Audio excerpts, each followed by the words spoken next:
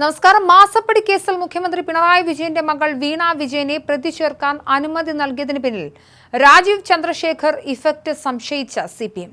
BJP സംസ്ഥാന അധ്യക്ഷനായി മാറിയ രാജീവ് ചന്ദ്രശേഖർ കേരളം പിടിക്കാൻ വ്യക്തമായ കർമ്മപദ്ധതി തയ്യാറാക്കിയിരുന്നു. ഇതിന്റെ ഭാഗമാണ് ഈ അതിവേഗ നടപടിയെന്നാണ് CPM വിലയിരുത്തൽ. സീരിയസ് ഫ്രോഡ് ഇൻവെസ്റ്റിഗേഷൻ ഓഫീസ് നടത്തിയ അന്വേഷണത്തിലെ കണ്ടെത്തലിന്റെ അടിസ്ഥാനത്തിൽ കേന്ദ്ര കമ്പനികാര്യ മന്ത്രാലയമാണ് പ്രോസിക്യൂഷന് അനുമതി നൽകിയത്. ആഴ്ചകൾക്ക് മുൻപ് കേന്ദ്ര ധനകാര്യമന്ത്രി നിർമ്മല സീതാരാമന് ഡൽഹിയിലെ കേരള ഹൗസിൽ വിരുന്നൊരുക്കിയിരുന്നു പിണറായി വിജയൻ. ഈ അനൌദ്യോഗിക ചർച്ചകൾ എന്തിനാണെന്നത് ഇന്നും പുറത്തുവരാത്ത രഹസ്യമാണ്. ധനമന്ത്രാലയത്തെ സ്വാധീനിക്കാനുള്ള നീക്കമായി ഇതിനെ പലരും വിലയിരുത്തി. പക്ഷേ രാജീവ് ചന്ദ്രശേഖർ എല്ലാം മാറ്റിമറിച്ചുവെന്നാണ് ചർച്ചകൾ. പാർട്ടി അധ്യക്ഷനായ ശേഷം ഡൽഹിയിലെത്തിയ രാജീവ് ചില തന്ത്രപരമായ നീക്കങ്ങൾ നടത്തി. ഇതും വീണ കേസിൽ പ്രതിഫലിച്ചുവെന്നാണ് മുഖ്യമന്ത്രിയുടെ ഓഫീസിലെ പ്രധാനികളും വിലയിരുത്തുന്നത്. സേവനമൊന്നും നൽകാതെ 2.70 കോടി രൂപ കൈപ്പറ്റിയെന്നാണ് വീണയ്ക്കെതിരെയുള്ള കണ്ടെത്തൽ. ഇതോടെ സാമ്പത്തിക ക്രമക്കേട് കേസിൽ മുഖ്യമന്ത്രിയുടെ മകൾ പ്രോസിക്യൂഷൻ നടപടികൾ നേരിടേണ്ടി വരുമെന്ന് ഉറപ്പായിരിക്കുകയാണ്. കുറ്റപത്രം സമർപ്പിച്ചതോടെ മാസപ്പടി കേസ് വീണ്ടും ഇടത് സർക്കാരിനും മുഖ്യമന്ത്രി പിണറായി വിജയനും തലവേദനയാവുകയാണ്. പ്രതിപക്ഷം ഇതിനകം തന്നെ മുഖ്യമന്ത്രിയുടെ രാജി ആവശ്യപ്പെട്ട് രംഗത്ത് വന്നു കഴിഞ്ഞു.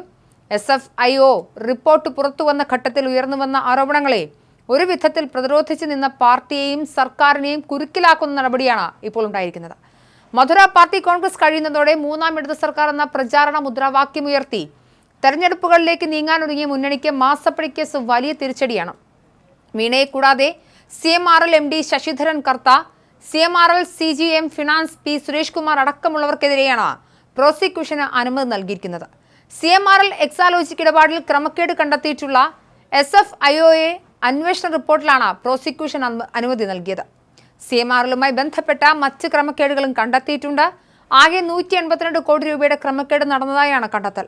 രാഷ്ട്രീയ നേതാക്കളും പണം കൈപ്പറ്റിയതായി കണ്ടെത്തിയിട്ടുണ്ട്. ഇത് രാഷ്ട്രീയമായി BJPയും ചർച്ചയാക്കും. കേരളത്തിലെ നമ്പർ 1 ശത്രു CPM ആകണമെന്ന നിലപാടിലാണ് രാജീവ്. ഇതിനു വേണ്ടിയാണ് അഴിമതിയുടെ സംശയമുനയുള്ള CMRL കേസിൽ SFIOയെ അതിവേഗം നീക്കം നടത്തിയെന്നാണ് വിലയിരുത്തൽ. മാസപ്പടി കേസിൽ പ്രോസിക്യൂഷൻ അനുമതി ലഭിച്ചതോടെ മുഖ്യമന്ത്രിയുടെ മകളെ അറസ്റ്റ് ചെയ്യുമെന്നതാണ് വലിയ ആകാംക്ഷ. വീണടക്കമുള്ളവർക്ക് ഉടൻ SFIO സമൻസ് അയക്കും. അതേസമയം കുറ്റപത്രം റദ്ദാക്കാൻ വീണയടക്കമുള്ള പ്രതികൾ കോടതിയെ സമീപിക്കാനും സാധ്യതകളേറെയാണ്. മാസപ്പടി അടിവരയിട്ടാണ് പ്രോസിക്യൂഷൻ അനുമതി. ഇന്ത്യൻ സെറ്റിൽമെന്റ് ബോർഡ് ഉത്തരവും ROC കണ്ടെത്തലും കഴിഞ്ഞ് SFIOയും മുഖ്യമന്ത്രിയുടെ മകൾക്ക് കിട്ടിയത് ചെയ്യാത്ത സേവനത്തിലുള്ള പണമാണെന്ന് വ്യക്തമാകുന്നു. കമ്പനികാര്യ ചട്ടങ്ങളുടെ ഗുരുതര ലംഘനം കണ്ടെത്തിയതിന് പിന്നാലെ തന്നെ SFIOയ്ക്ക് മുഖ്യമന്ത്രിയുടെ മകൾ ഉൾപ്പെടെയുള്ള പ്രതികളെ അറസ്റ്റ് ചെയ്യാമായിരുന്നു. എന്നാൽ കരുതലോടെയായിരുന്നു അന്വേഷണ സംഘത്തിന്റെ നീക്കം. അന്വേഷണ റിപ്പോർട്ട് മന്ത്രാലയത്തിന് മുൻപാകെ സമർപ്പിച്ച് പ്രോസിക്യൂഷൻ അനുമതിക്കായി കാത്തിരുന്നു. തുടർ നടപടികൾക്ക് തടസ്സമില്ലെന്ന ഡൽഹി കോടതിയുടെ തീരുമാനം കൂടി വന്നതോടെ പ്രോസിക്യൂഷൻ നടപടികൾ SFIOയെ വേഗത്തിലാക്കി. ഇതെല്ലാം മുൻകൂട്ടി മനസ്സിലാക്കി രാജീവ് ചന്ദ്രശേഖർ നടത്തിയ ഇടപെടലാണ് കാര്യങ്ങൾ വേഗത്തിലാക്കിയത്. കോടതിയിലെ വിചാരണ നടപടികൾക്ക് കാത്തിരിക്കുമ്പോഴും വേണമെങ്കിൽ പ്രതികളെ അറസ്റ്റ് ചെയ്യാം. എന്നാൽ രാഷ്ട്രീയ പ്രാധാന്യമുള്ള കേസിൽ SFIOയെ അതിന് മുതിരുമോ എന്നുള്ളതാണ് നിർണായകം. കേന്ദ്ര സർക്കാരിന്റെ രാഷ്ട്രീയ തീരുമാനമാകും നിർണായകം. ഈ സാഹചര്യത്തിൽ SFIOയുടെ നീക്കങ്ങളെ നിരീക്ഷിക്കാൻ പ്രത്യേക സംവിധാനം CPM ഏർപ്പെടുത്തും. മുഖ്യമന്ത്രിയുടെ ഓഫീസ് വീണ്ടും കടുത്ത ജാഗ്രതയിലാവുകയാണ്.